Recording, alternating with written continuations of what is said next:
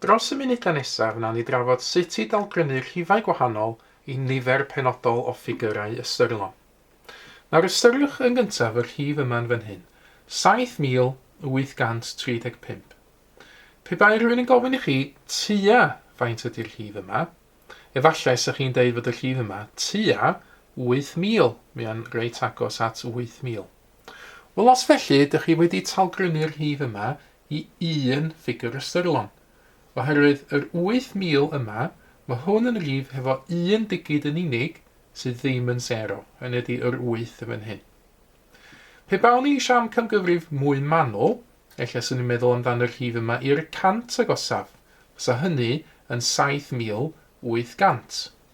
A drwy feddwl am yr amcamgyfrif yna, dwi wedi talgrynnu yr rhif i 2 ffigur ystyrlon. Oherwydd yn fan hyn, mae gen i fi 2 ddigid sydd ddim yn 0, y 7 a'r 8. Fwy fanwl byth, i'r rhif yma i'r 10 agosaf, fysa hwn yn 7,840, talgrynnu i fyny oherwydd y 5. Felly, fysa hynny yn 3 ffigur ystyrlon, oherwydd yn fan hyn, 7,840, mae gen i fi 3 digid sydd ddim yn 0.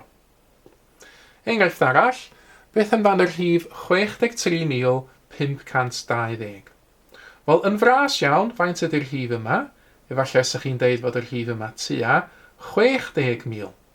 A mae hynny yn rhaid yr rhif i un ffigur ystyrlon, oherwydd un digid yn fan hyn sydd ddim yn 0. Bach mwy manwl, rhaid o i'r 1000 agosaf, so hwn yn 64,000. Talgrynnu i fyny oherwydd y 5 yna yn fan hyn. 2 ffigur ystyrlon, 2 digid ddim yn 0. Ac yna mwy manwl eto, i 3 ffigur ystyrlon, roed o i'r 100 agosaf, so gyda fi 63,500. Eto, 3 digid sydd ddim yn 0. Hefo 996, y rhif nesaf fan hyn, tua faint ydy hwn? Wel, mae hwn reit agos at 1000. Felly, i un ffigur ystyrlon, wasa'r rhif yma yn mynd i 1000, un digid ddim yn 0.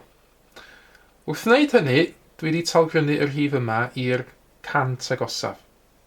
Nawr, i gael mwy o fanylder, mwy o ffigur ystyrlon, dwi angen talgrynnu rwan i'r 10 agosaf. Ond sylwch, os dwi'n meddwl amdano y rhif yma, 996, i'r 10 agosaf, dwi eto yn cael y rhif 1000. Felly mae hwn yn rhywbeth arall sy'n bwysig am ffigurau ystyrlon. Does dim rhaid idych chi gael 2 digid sydd ddim yn 0 fan hyn. Mae rhaid chi gael hyd at 2 digid sydd ddim yn 0.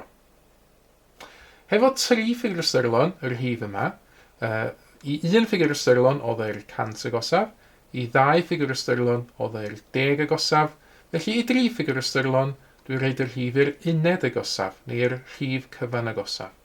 Wel, yn hyn, i'r rhif cyfan agosaf, mae 996 yn aros yn 996. Felly, go wir, dydw i ddim wedi talgrynnu yr rhif yma o gwbl os dwi'n rhaid o i 3 ffigur ystyrlon. Hefo'r rhifau bach iawn, fel y ddau nesaf, dydy'r 0 ar y cychwyn ddim yn bwysig. Pryd dwi'n meddwl amdan tua faint ydy y rhif yma am camgyfrif bras, ella sy'n ni'n dweud fod o tua 0.00, ac oherwydd y 5 fan hyn, talgrynnu fyny i reid 2, 0.002. Felly, un ffigur ystyrlon, yn fras iawn, sy'n ni'n dweud fod y rhif yma tua 0.002. Bach mwy o fanylder, dwi'n defnyddio digid arall fan hyn, os o hwn yn 0.0015, defnyddio 2 digid sydd ddim yn 0. Ac ychydig mwy o fanylder, ystyried y 3 wan, 0.00153. Ac yr rhif olaf fan hyn, y 0.006784.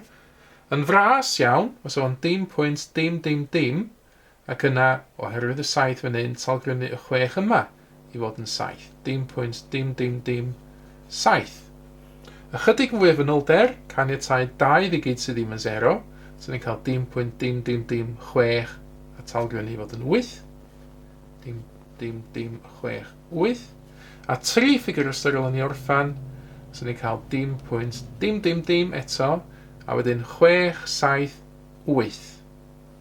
Oherwydd y 4, dwi ddim yn talgrynnu fyny, dwi'n gadael yr wydd lle mae o. Rhowch chi gynnig yn awr ar eich set o ymarferion ar Ffigurau Ystyrlon yn eich pecyn y Rhifedd. Mae'r pecyn yma ar gael ar y wefan mathemateg.com os ydych chi eisiau llawrlwytho copi.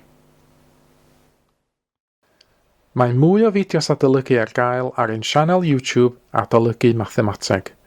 Am y newyddion diweddaraf neu holi cwestiwn, dilynwch ein cyfrif trydar @Mathemateg. Neu ewch i'n gwefan www.mathemateg.com am fwy o adnoddau adolygu.